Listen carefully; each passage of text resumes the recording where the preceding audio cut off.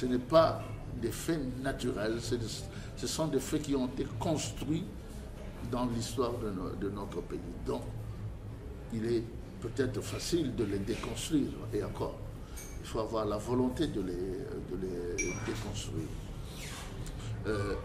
Donc, les préjugés qui circulent en général, quand les Larry disent par exemple que les Mboshi c'est des paresseux, ils n'aiment que manger, boire et dormir, les Alénois, etc.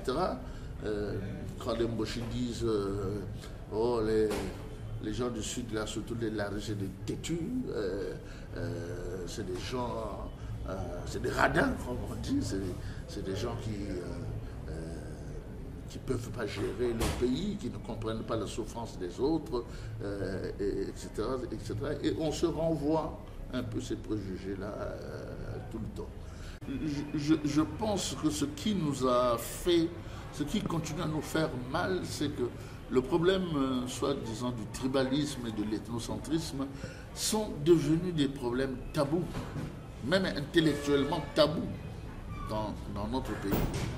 C'est vraiment différent de la RDC.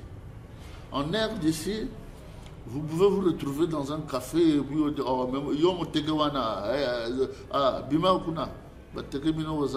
ça ne fait du mal à personne. Ici, si tu dis des choses comme ça quelque part, même dans la blague, ça devient toujours un problème. Donc, nous avons une vie nationale qui est complètement crispée, où tous ces problèmes-là sont des tabous. Et tant que ces problèmes-là resteront des tabous, on ne pourra jamais les déconstruire. Donc on va travailler en fait sur des espèces de rumeurs et de commérages. Vous savez que les rumeurs et les commérages sont plus forts que la vérité. La vérité, qu'il y a un événement politique d'une façon ou d'une autre, paf, ces réflexes-là reviennent toujours, ah oui, c'est notre tour, maintenant vous allez voir ce qu'on va vous faire et tout, etc., etc.